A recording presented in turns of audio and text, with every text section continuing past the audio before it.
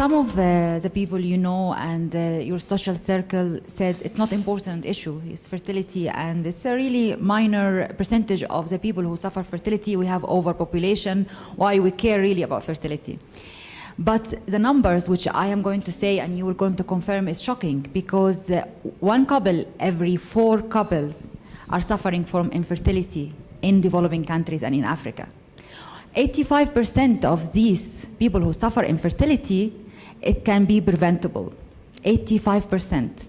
They are already caused infertility for untreated infectious diseases, unsafe abortion, or unsafe delivery, or STDs, or whatever causes of infection which is not treated, and then it's too late, and the whole secondary infertility or the infertility being caused. So hence, the campaign is very important because it will raise awareness about prevention, so we can actually eliminate 85% of the cause of the problem. And then for the rest, if we succeeded to have this prevention, they will know that it's not only the woman who's been to blamed for fertility, because 50% of the fertility cases due to male factor. So let us discuss this together too. Thank you, Rasha.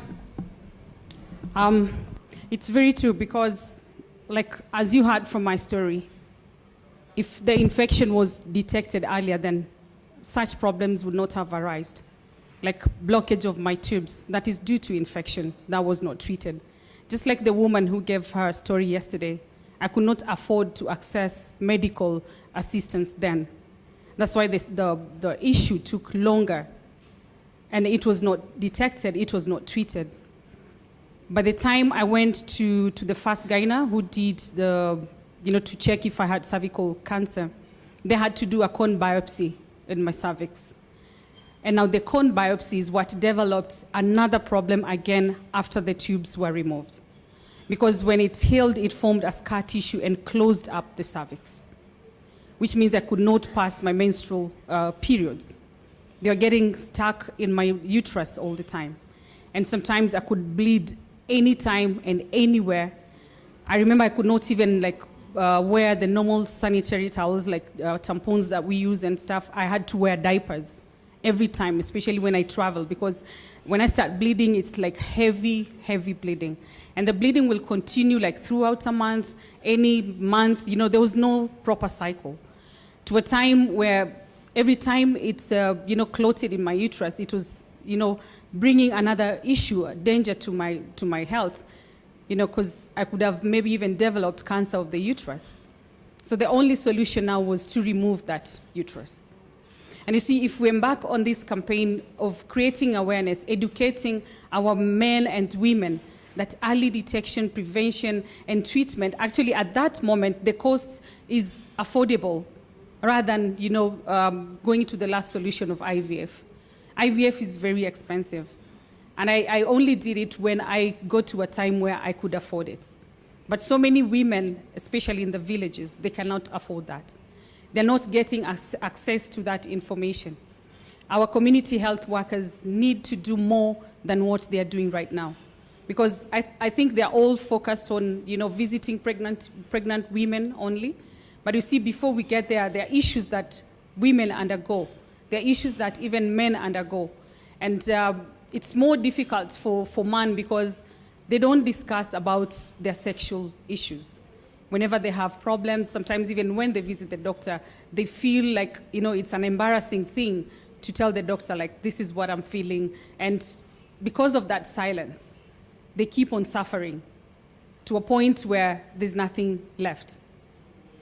And the law that we have, I don't know other parts of Africa, but in Kenya, it doesn't recognize surrogacy. So even after I had a baby through a surrogate mother, the law could not recognize me as the mother of my child. So I had to go through another painful journey of adopting my own son, which took almost 4 years, because to them it was a new case. Nobody has, ever come out to say that I've gotten a child through a surrogate mother. And it's happening. It's not like it's the first case. But what they do, they just go through the back door, maybe take a woman to give birth to a small clinic where they can pay their way around and get birth certificates, notification of birth, with their names. But when the doctor told me that there's nothing they can do because the law, that's how the law is, I decided to take the longer journey, because at that time I was not in politics yet. It was 2010 when my son was born. But I'd already shown interest of becoming a leader. And I wanted to take that journey so that it's open. When you are a leader, you don't wait for other people to tell your story. You have to tell your story yourself. And I wanted to take that journey and be open to the world, that this is what happened to me. I could not give birth, but I had a baby through a surrogate mother. So there's no way I could take the back door to get, certificate of my child. I was like, I have to walk this journey. It doesn't matter how painful it takes, how long it takes. I'll go through it so that when I get there, we work together with other women to make sure that we change the law. So we have a lot of work to do. We can't decide just to sit in our offices and wait for the patients to come. We have to get out there. We have to reach out to them. We have to reach out to the faith-based organization, because sometimes that's where we find stumbling blocks. Whenever we talk about infertility issues, the faith comes in, like, this is not right, we cannot talk about it openly. When we start to educate our kids or our young people on sex education, always religion comes to block everything else. Like, we cannot talk it openly, it's a taboo. No, they need to know. Because when you are young and you are sexual active, then you are at danger of getting any kind of infection. And if they don't get that proper education, then we are seeing numbers rising every day of secondary infertility. So we need to make sure that we open up conversations out there, educate the people, let them access the right information that they need to help themselves. Thank you. We agreed that we are going to try to cooperate with the Ministry of Health to integrate the awareness about infertility and infertility prevention with the programs infrastructure already there, mother and child programs, HIV programs. We don't need to create a new infrastructure. We can actually integrate our awareness campaign, posters, information to this program, which is already have a lot of visitors every day. Plus, of course, the social media, which is definitely very important. Media campaigns, and what else we can do? Actually, we can integrate it in the education. You have a program in education? Yes, we can do that. I have a bill in Parliament to amend the education system that we have right now. But mine is just to change the structure. The curriculum review people who are in charge of curriculum, we can also talk to them to make sure like it's integrated in the new curriculum that they're going to change. And another thing that we also need to talk about, like you've seen, there are not so many members of Parliament who joined this conversation, because in their places where they got voted for, what they champion most is family planning. And they say, if I start talking about infertility and encouraging people to give birth, then I will lose my vote. That's what they say. But you see, when we talk about family planning, actually, we encourage to have like 1 or 2 children or 3 in every home, right? So if it's in every home, why are we denying a chance to the couple that cannot have even 1 child? And, human rights also kick in. Like, you're stopping this person not to have a child because we have population that is, like too much. So it's something that we also need to talk about. Very simple. People who have more have less, and who doesn't have at least have one. So because if every family is allowed to have 1, then let us help the family that cannot have children at least to have 1.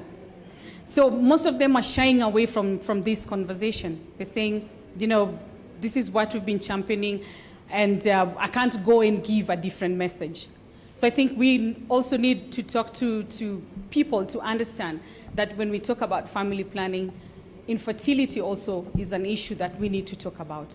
These families also need to be allowed to have children of their own. So I have a bigger role to play, especially in Parliament, to encourage members of Parliament to start talking openly about infertility issues together with the family planning program. Another issue as well is being raised yesterday, but I'm not sure if everyone picked it up, that our Master of Ceremony, Jamie Gatto, He has also contribution in the social media we had. And in one of his video, if you looked it up on YouTube and write Merck More Than a Mother, you will see his video. He was talking about his own experience having male infertility. And when he decided to go to the doctor to get tested, all his friends and people called him names, and he said, "Why you're going? It's not your responsibility. It's your wife's responsibility. Are you crazy?" I mean, and he called them names. They called him names, and he's been called names. But he insisted because he's in love with his wife very much. But it was not the norm. So how can we encourage men to get out and talk about male infertility, knowing that 50% of the cases of infertility is due to male factor? We need to encourage that conversation using the men who are already out there talking about it. Because as a woman, it's going to be a bit difficult for me to reach out to men. So we can use somebody like Jimmy Gathu and other people who have come out openly to start that conversation, to start forums, maybe to start support groups where they can meet and talk, and also have ambassadors that can even have this discussion when they're having beer in the bar, and also start recognizing the few who have come out, giving them awards, making sure that we create platforms for them to keep on talking. Because I believe when we keep on discussing this, when we keep on talking, it becomes like, it's no longer a secret. It's no longer a big thing. It's no longer a taboo. So other people will start coming out. I think only 2 members of parliament that, male members of parliament have come to me like secretly, like telling me their problems, and this is what I've gone through. And one of them I advised him where to go, and that is a good thing. So we can also use those two to try and reach out to other male counterparts. When Honorable Millie Odhiambo introduced the IVF bill in Parliament, actually we were surprised because there was a lot of support, especially from male MPs. And I think those who are like holding close to their religion, like, those are the ones who are like about, talking about us trying to compete with God, why are we doing this where God is the one who's supposed to do that job. And I'm sure once this bill comes at the stage where we're collecting all the amendments from public and the professionals and stakeholders, I'm sure this bill will go through, and it will be a huge step for us in Kenya and in Africa at large. And also there's a reproductive health bill at the Senate also with a leader called Senator Sijeni. It talks more on reproductive issues and health, and also it talks more about educating our young people on how safe they are, and also to educate them to understand about prevention measures and stuff. And of course, it was criticized because they said, according to her bill, it's allowing young people to start using condoms and other prevention measures, and they're saying that they're too young, they cannot allowed to access that conversation. So I think we have so much to do, especially in Africa, on how we think about sex education. What is it that makes us so like it's a sacred thing that we cannot talk about it openly? But you see, when we do that, the young people suffer because sometimes they want to hear from us. Like, we've gone through this, we've had this experience, we don't want you to go through the same. And these are the measures, these are the steps that you can take to make sure that you're safe. And when the bill will be discussed or for approval? Normally in Parliament, the bill is first come, first serve. So right now there are other bills that are going through, so we really don't know when it's going to be brought, but it's definitely coming at the committee of the whole house, and that's where we do amendments before it goes now to the last reading. But we've already done the discussion. There was a debate that was done. There was public participation and stakeholders participation, so it has gone through all those stages apart from the amendment stage. Can we open the floor now for questions? Anyone want to ask Honorable Joyce Lay any question? Okay, it's too many. Okay. Can you please take the questions from the floor? I want to make one observation in regard to Parliament here, that the doctors need the stable environment, a stable legal and ethical environment in order to carry out fertility work. That does not mean that legal and ethical arguments will not continue to take place in society, because society has got subsystems in which colliding ethical judgments and colliding social values occur. And we must live and let others live as well within that context. In Nigeria, in the commercial capital of Lagos, I'm sure there are probably over 20 IVF centers. In Abuja, the capital, there are probably about 15. And then there are other cities, Enugu, Newi, Port Harcourt, so many. So the problem is not in the number, but we also have some in government, remarkably. We have some in teaching hospitals. We have some in National Hospital where I work, government run and government subsidized. So I also think that what we need is help, capacity building.